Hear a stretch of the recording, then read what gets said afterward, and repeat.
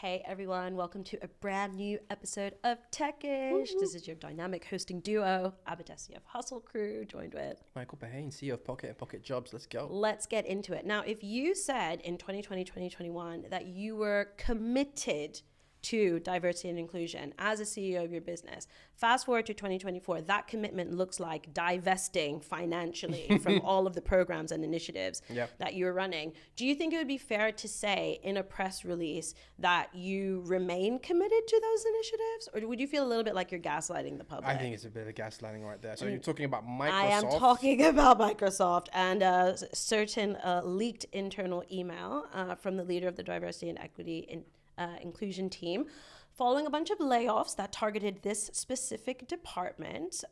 This leader is basically calling out the fact that the support from leadership ain't where it used to be. And they feel that this is because, in line with messaging that has been going around internally, diversity and equity and inclusion initiatives are no longer business critical. Right. Now, this is a company that pledged to increase representation of Black leaders, support, Black and other underserved businesses and employees, and of course, diversify its overall workforce. And less than, 4 or 5 years later, it's U-turning on all of these, both in its efforts, its finances. Now, when the press contacted Microsoft, their spokesperson said they remain committed.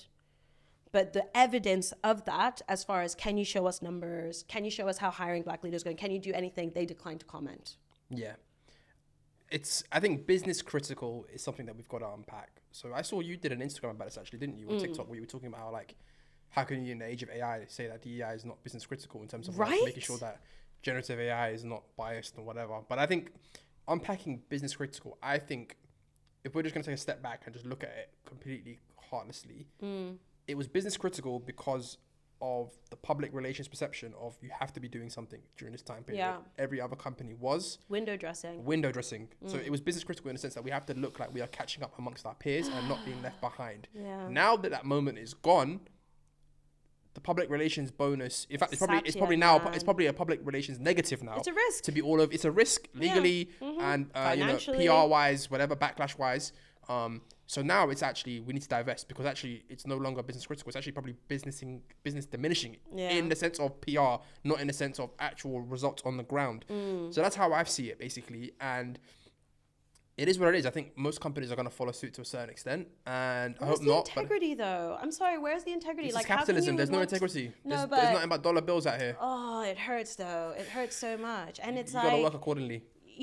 There was a time where I guess I was more optimistic. Maybe I was just sipping the Kool-Aid. Maybe I was just naive. Got lied to. But I feel like when I entered the tech industry, I genuinely believed that we were at the forefront of this new frontier and a new conscious version of capitalism. And we genuinely cared about making the world a better place for as many types of people as possible, not just the people who historically have benefited from systems. We're not just out here to make people who already have deep pockets even deeper pockets. We're here to solve unique problems or leverage exciting technology to solve complex problems that will, narrow the gaps between the rich and the poor, or, reduce suffering, whatever. And it's just so sad that this organization that, has been heralded as an innovator for so long, since we were kids, I'm talking Windows 95, Windows 98 and Carta, has now, in the face of political backlash from conservative groups, a very vocal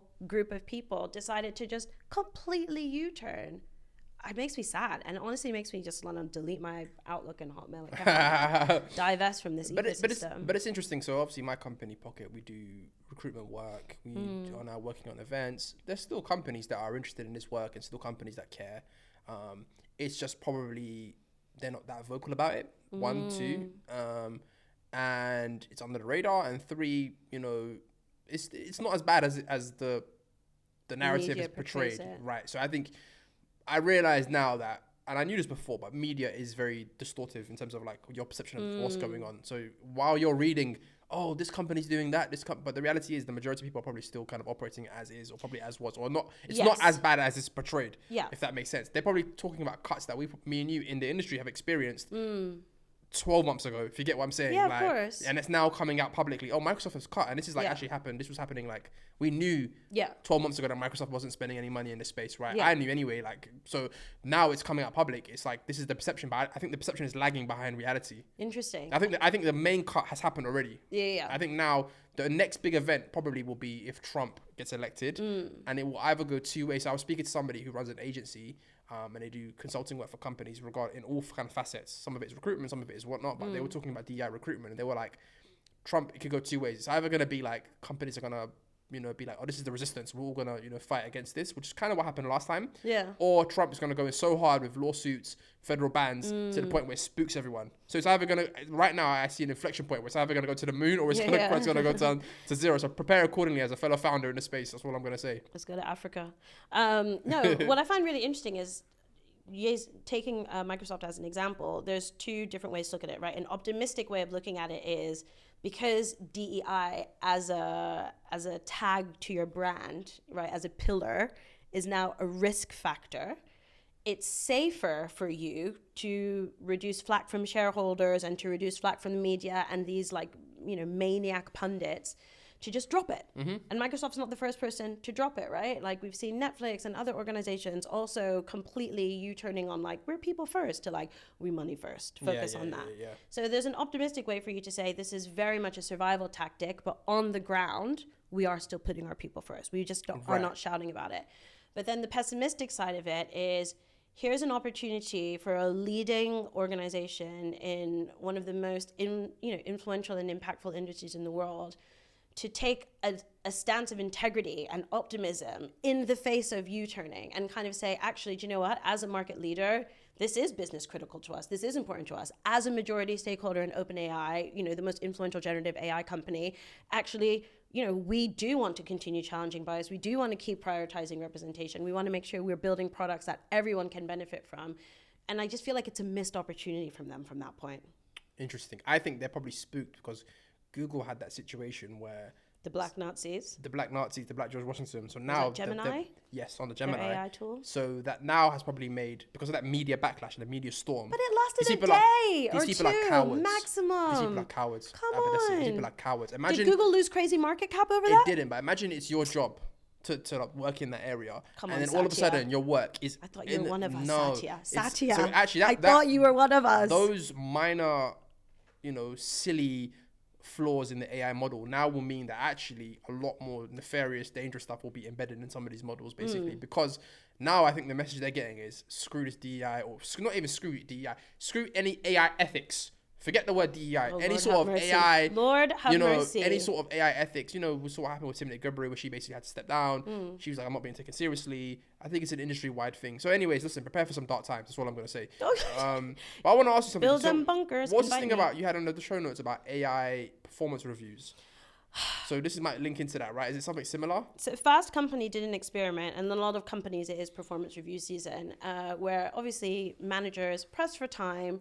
And let's face it, if you've ever had to do performance reviews, they tend to coincide with like the end of a quarter or the end of like a sales target period. So it can really put you under time pressure. So there's a hypothesis that more and more managers are going to be relying on generative AI tools to write their performance reviews. Got you, yes. So Fast Company decided to just do a little experiment and see what it would do in terms of, let's put together a performance review for Abadesi, a sales manager. She has been on my team for X amount of months. And what they found was, unsurprisingly, most of the responses were quite sexist or racist in their assumptions. Damn. So literally just assuming of female candidates that they had more area for development compared to male candidates. And similarly, people of color had more, areas of development and stuff like that than members of dominant social groups. This is very much US, UK focused workplaces.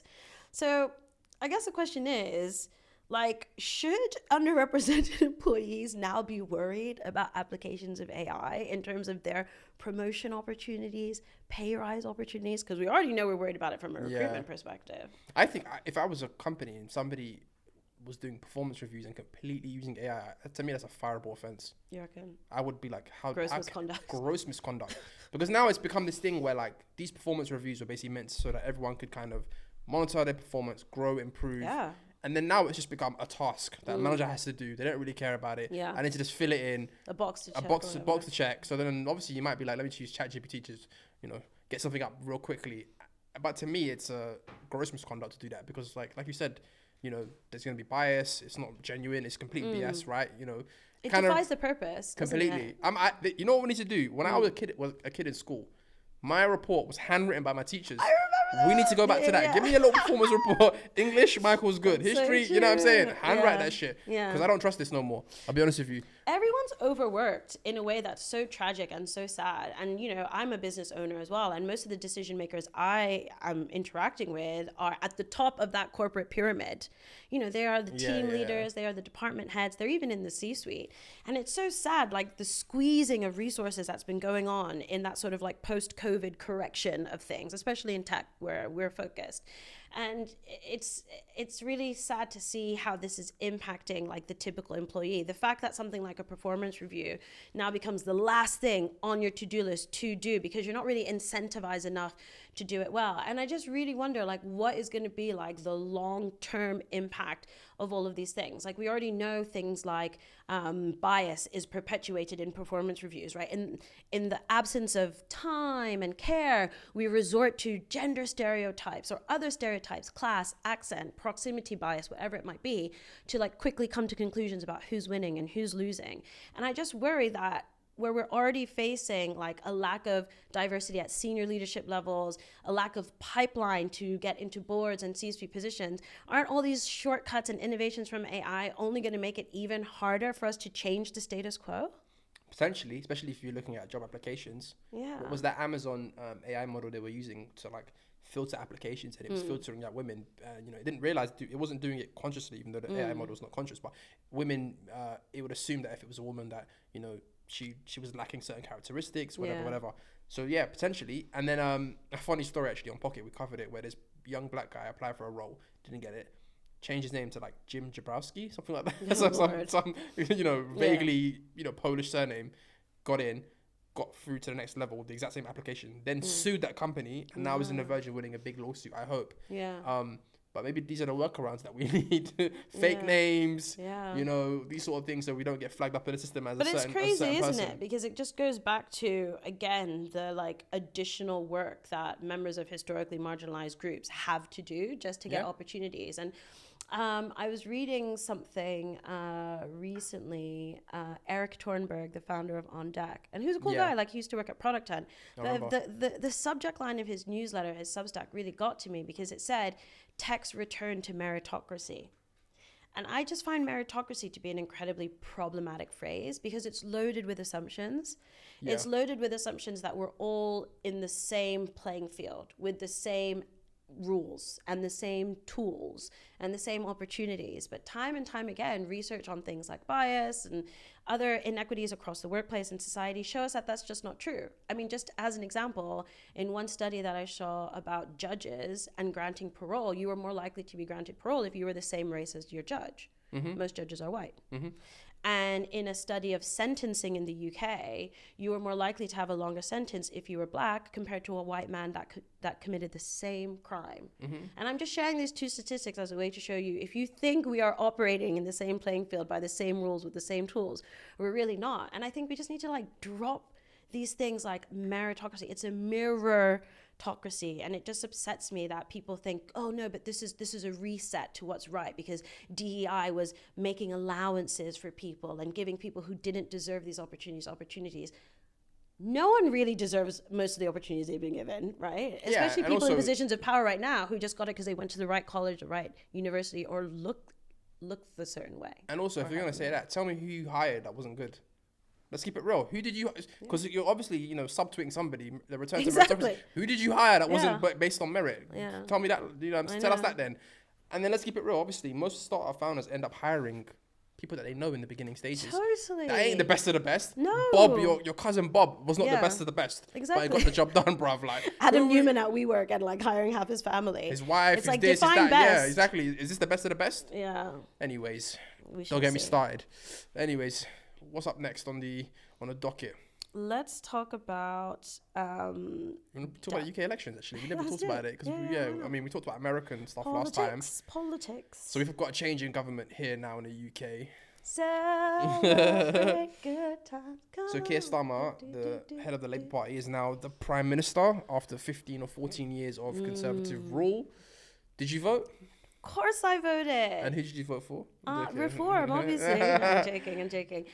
Voted Labour, proudly Labour. I mean, my MP is amazing. I mean, when I was having like immigration problems many moons ago, I went to her office hours. Damn. She helped me out. She wrote to the Home Office for me. I've been very well supported by my Labour MP, so I was very happy to continue to vote Labour. And I mean, let's face it, I was sick of Tory rule. Yeah, me too. It wasn't absolutely. working out. I skipped to the voting booth, and it was interesting because I think it was Ran to the it was a contentious election in the sense that there were some people on the left that were like, no, we shouldn't vote for Labour because of their stance on Gaza, and I respect people that have that stance completely. Yeah, for real. I just 100%. chose the lesser of two evils. Yeah, straight up. I'm of that opinion that listen, the world is the world, and there's two evil options. I'm gonna pick the lesser of two evils, and I know it sounds jaded and whatever to say that, but I can't stand the Tories. They gotta go. I'm sorry, right? And yeah, whatever guilt may come from what Labour does in Gaza, I have to kind of live within it. Not that I'm a victim or anything like that, but Yeah. it's just happy to get rid of these guys because I genuinely believe that the decline of the country has been visible. In my lifetime, like it's just not the same country it once was 15 years ago. I genuinely believe You that. have a government that has some incredibly privileged and wealthy people who were just out there cutting deals with their homies, like, yo, That too, but also privatize this, all this, do that. I think what I can't stand are just like pure dyed-in-the-wool ideologues. And like, if you look back to Cameron and Osborne when they first came into power, like you're talking about a situation now in hindsight where interest rates were basically zero. Yeah. You could borrow at nothing. Basically now. Compare that to now. Yeah. Do you know what I'm saying? And the first thing they did was like, we got to cut. Everything's got to get cut. Yeah. Austerity. We're cutting this, we're cutting that. And actually, the Financial Times did a great article, I think 18 months ago, where they were comparing the UK to other kind of similar countries and just showing like the lack of growth, the lack of productivity, everything. Just like the graph, we were just flatlined basically for like 10, 15 years. And they were like, it's austerity. And the reason why I like the Financial Times is because although it is like centre-right, right-wing because of its capitalist views, investors need the truth. Of course. When you're an investor, you need the flipping truth. You need Like, the full you can't picture. delude yourself in your own little bubble of like tax cuts are going to make all of us richer. Yeah. You can't believe that. You have to believe what is the reality if I'm going to put my capital to work here. Yeah. So in this article, they were like, austerity has ruined the country. So the architects of that, I'm happy to fire them. Yeah, I absolutely. don't care who I mean, Also, I say that with a putting reason. Brexit to a referendum, let's talk about Another that. disaster. Oh Do you know my what I mean? God. And I think what's really interesting, look, people have rightly said that the current Labour cabinet isn't as diverse as it could be. I know like Kelechi Okafor was like, where are the black women in this cabinet?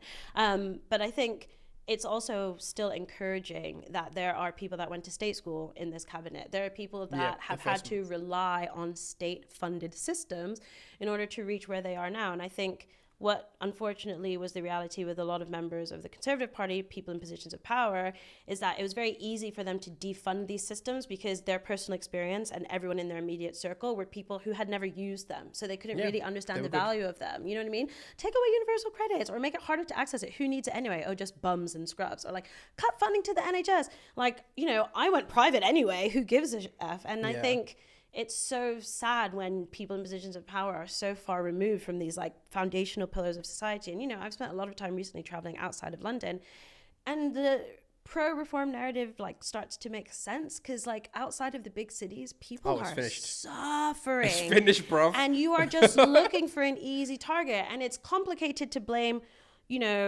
just market dynamics and austerity, macroeconomic policy, but it's easy to blame, that brown person who somehow does have a job when you're standing in line to get your credit. So, not to say I'm a xenophobic now, but like I understand a lot of the hate and the fear. It's because the country's just not been doing well. And thankfully now we do have a government that understands the value of these systems and the need to divert money to them, and let's just stay positive. Let's stay positive. I've got a few ideas for political reform actually, so I'm going to put on my hat now of like political reformer.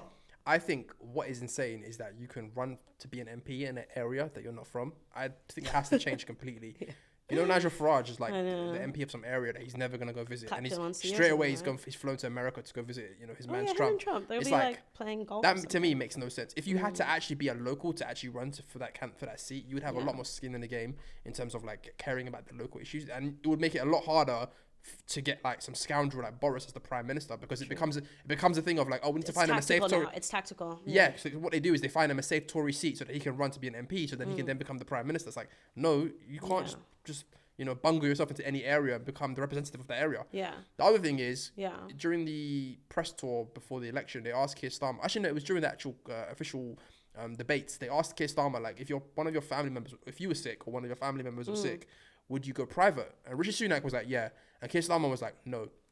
He got backlash to that. But to me, the principle of me being the person who's in charge of this institution shouldn't be able to duck the ramifications of it not working. In the sense that, like, if he was a normal Keir Starmer citizen going about living his day, like, go private, he would. That's what he said. Of course. But what he's saying is, if I'm in charge of the system, I shouldn't be able to duck. I have to have skin in the game. And I think if you're a politician or a prime minister, I don't think you should be allowed to go private. No, or your children, or private school. Definitely. Or any of that. Because I'm like, yo, skin in the game. Fix the system. Skin in the game. Fix the system. So that's my two ideas like for reform. the French minister that went swimming in the Seine to prove that it's safe for the Olympics. I was like, that's the kind of leadership I want to see. Yeah, we need more of that. I actually I mentioned to you, I bumped into Natalie Campbell, who ran for London Mayor. Oh, yeah, nice. So I had a brief conversation, because she didn't know who I was. I was like, oh, yeah, I'm friends with Abadesi, blah, blah, blah.